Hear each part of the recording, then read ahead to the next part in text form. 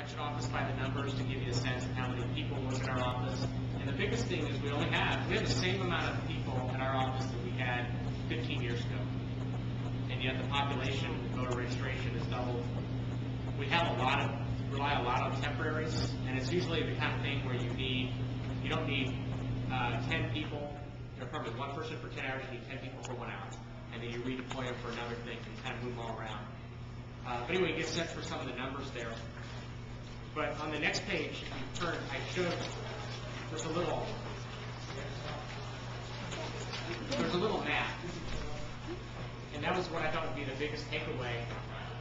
Voting is local. So when I watched the 2000 election, you hear how Florida is going to go this way.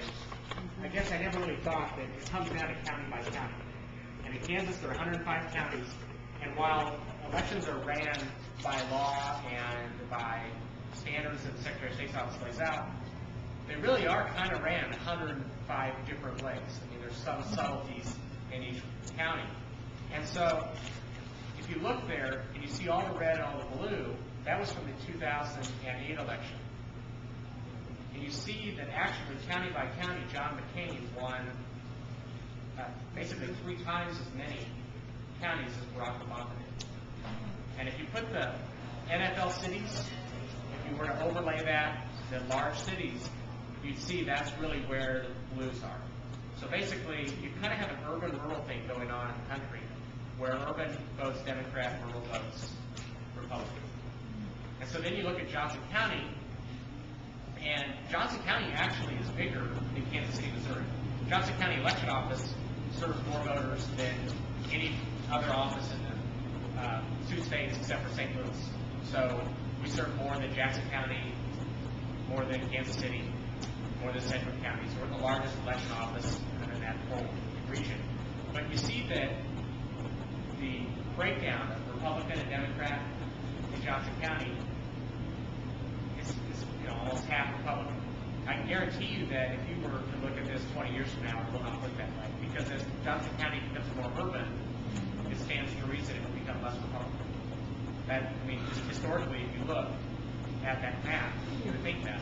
So the reason I point that out, I was trying to give you some key piece of insight, takeaway, as you're young Republicans, that you may be thinking about the future of your party, and it's the idea that local elections are important would really stand to hold true there, that you want to have people in your party in local elections serving local roles, because that will help kind of fight that dynamic urban rural thing going on, Republican, Democrat. So if that would be a takeaway I would have. When I ran for Shawnee in 2001, my main talking point is that I was the only person in the race who was registered Republican. Had people ask me why, and why that was important, and I would say, well, because about taxes and all that. Other people were kind of offended about that I did that, really. So, that's kind of a thing that we might want to consider, but I do think that it is something that to consider, I guess, in general, about the fact that you do want to probably have, your party would want to have more people, Republicans in local offices, as those local offices, those local cities become more. So then, what I thought I would do is just look at just a couple other points. You see the turnout in the presidential elections. And I tried to figure out a pattern. When there was an incumbent Republican, the turnout tended to go up some. Our turnout in 2008 was 78.2%. And if you look back, say 1992, I think, it shows a 90% turnout. And that was before the National Voter Registration Act, voter law. And that's when you would start being registered when you got your driver's license. And so I think we have the same number of people voting, but you have more people who are registered who didn't used to be registered. So 80 is the new 90, kind of. So I think 78% pretty much represents about as high as it's going to get in terms of turnout. In 2008, we had really good weather. I don't think we had a bad day during the whole 2 weeks of advance voting. It was like a puppies and kittens kind of election. Everybody was so excited. I just don't see all those dynamics being the same in 2012. So I think the turnout will be lower. I put 75%. I don't know, but I just can't see a 78. I mean, we'll build it probably for 80 in terms of how many polling places, how many people, that kind of thing. But I just can't see it the turnout being the same.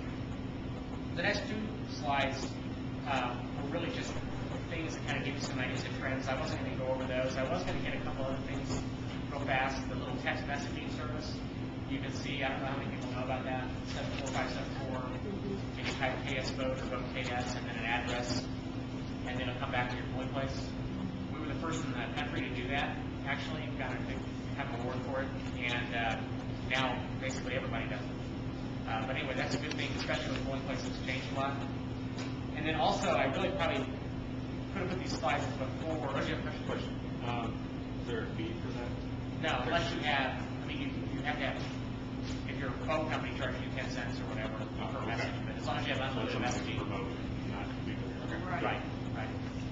I could have put these other slides ahead of this, probably should have, but I wanted to give you a sense about the number of people in Johnson County and how you remove people from voter registration rolls. Our numbers, if you look, they don't seem to be growing as much as they have. And that's because the way the laws read, you have to purge people who haven't voted after you've identified them as what's called inactives, which means we send these postcards out before every election, and the ulterior motive of that is to work all those to come back. They can't be forwarded. And so once they come back, we then send a follow-up piece of mail that says, hey, we're thinking that you moved. And if that thing comes back, then we're allowed to classify that person as inactive. And if that person doesn't vote then in the next 2 November elections, so in essence over what could be 3 to 5 years, depending on how they did, then we can remove that vote. And so we've been very aggressive with our postcards, and so we've been able to purge a lot after the 2-year period as opposed, as soon as we can, as opposed to letting it go 6 years. So you don't see our growth in voters going up as much, but I think we really have fewer inactive voters than we had in previous years. Can I ask a question? Do you tie in with the Secretary of State with these labels, or do you get a record of There's a couple things with that. They have a feature, because we all use the same statewide voter registration system. If somebody moves within Kansas, you can't be registered in 2 counties at the same time, so we know that. Also, they do have a link with the Department of Health when people die. It comes through. We, as a law, I'm required to read the obituaries. And sometimes I get someone else do it. It's kind of depressing. But what we do is we have to go through the obituaries and identify if anyone has died and remove them. Where it becomes harder is if mom was registered in Johnson County, moved to a nursing home, or moved in with daughter in Independence. We see the obituary says someone of Independence died. We don't know that that's a Johnson County voter. So those are the type that kind of get missed. And then what happens, you eventually, they get caught with that inactive process, but that takes longer. The other thing is the Secretary of State's office has created a process where we work with other states and we compare our data with other states.